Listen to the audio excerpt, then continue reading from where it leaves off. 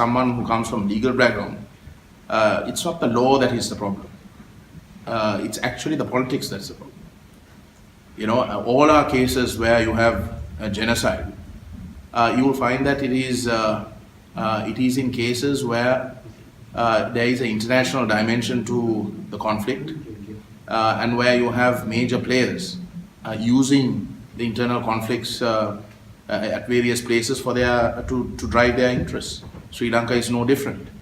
So I think for as long as we don't in some way start dealing with the international politics, I think our cause of wanting justice for genocide will just be a call. It's not going to go beyond. You know, a classic example of the sort of politics that you have is with regards to the Ulam Tamils in this council. I mean, the allegation that people like I have been making from 2012 when the first resolution on Sri Lanka was passed and has been built up over the last several years, was that those resolutions did not have the interests of the victims at all at heart. The intention was to basically bring down the government of the day.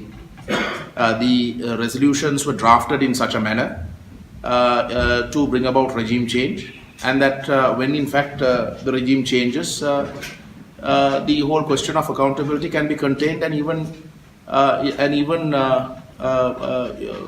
completely lost, which is what we are having today. I mean, you have a scenario where the present incumbent government in Sri Lanka very blatantly, both the president and the prime minister, saying that not one member of the armed forces will be brought before a court of law.